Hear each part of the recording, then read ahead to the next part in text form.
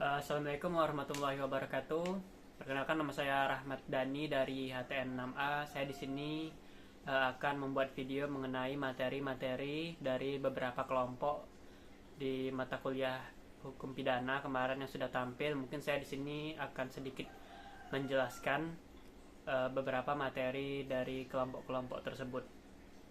Majelis hakim secara merata dan terhadap perkara yang menarik perhatian masyarakat. Ketua majelisnya KPN sendiri atau majelis khusus yang turun sendiri.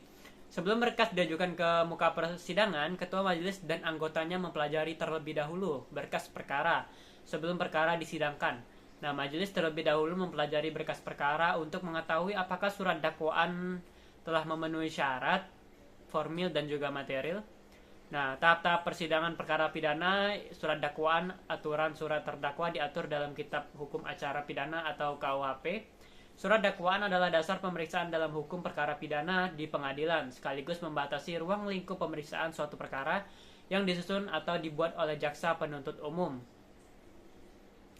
Nah, yang selanjutnya adalah eksepsi, merupakan sebuah tangkisan atau keberatan yang dilayangkan oleh tergugat. Nah, biasanya permasalahan tentang keabsahan formal dan gugatan tidak berkaitan langsung dengan suatu pokok perkara, dan juga eksepsi ini merupakan hak seorang terdakwa dan diatur dalam pasal 156 ayat 1 KUHP dalam hal terdakwa atau penasihat hukum mengajukan keberatan bahwa pengadilan tidak berwenang mengadili perkaranya atau dakwaan tidak dapat diterima atau surat dakwaan harus dibatalkan, maka setelah diberi kesempatan kepada penuntut umum untuk menyatakan pendapatnya. Saksi di persidangan hakim dalam menetapkan hari sidang memerintahkan kepada penuntut umum supaya memanggil terdakwa dan juga saksi untuk datang di sidang pengadilan. Selanjutnya surat tuntutan. Surat tuntutan atau requisitoir adalah surat pembuktian terdakwa berdasarkan alat-alat bukti yang terungkap di persidangan dan kesimpulan JPU tentang kesalahan terdakwa disertai dengan tuntutan pidananya. Selanjutnya pledoi, replik, dan juga duplik. Pledoi, setelah jaksa penuntut umum selesai membacakan surat tuntutannya, maka giliran diberikan hak kepada terdakwa dan penasihat hukumnya untuk mengajukan pembelaan atau pledoi. Pasal 182 KUHP. Replik, dalam menyusun jawaban atas pembelaan replik dari terdakwa atau penasihat hukumnya, jaksa penuntut umum harus mampu mengantisipasi arah dan juga wujud serta materi pokok dari pembelaan terdakwa dan penasihat hukumnya dalam replik tersebut. Jaksa penuntut umum harus menginventarisir materi pokok pembelaan yang diajukan terdakwa atau penasihat hukumnya dalam repliknya sebagai bantahan atau sanggahan atas pembelaan terdakwa atau penasihat hukumnya. Duplik, setelah jaksa penuntut umum mengajukan replik di persidangan, maka selanjutnya giliran terdakwa lagi atau penasihat hukumnya untuk menanggapi replik dari jaksa penuntut umum tersebut. Seperti ini lazim disebut sebagai duplik, sebagai penutup dari replik dan juga duplik.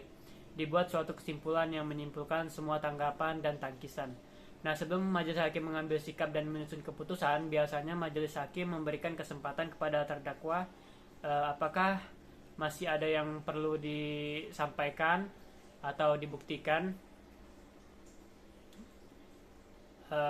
Selanjutnya adalah musyawarah hakim.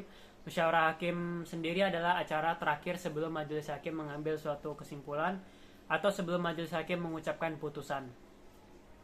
Nah, yang terakhir adalah putusan. Putusan hakim adalah hasil musyawarah yang bertitik tolak dari suatu dakwaan dengan segala sesuatu yang terbukti dalam pemeriksaan di sidang pengadilan. Penilaian dari putusan hakim adalah apa yang didakwakan dalam surat dakwaan terbukti serta menilai apa yang didakwaan memang benar terbukti adanya. Baiklah, mungkin sekian pemaparan saya dari materi yang disampaikan oleh kelompok tersebut.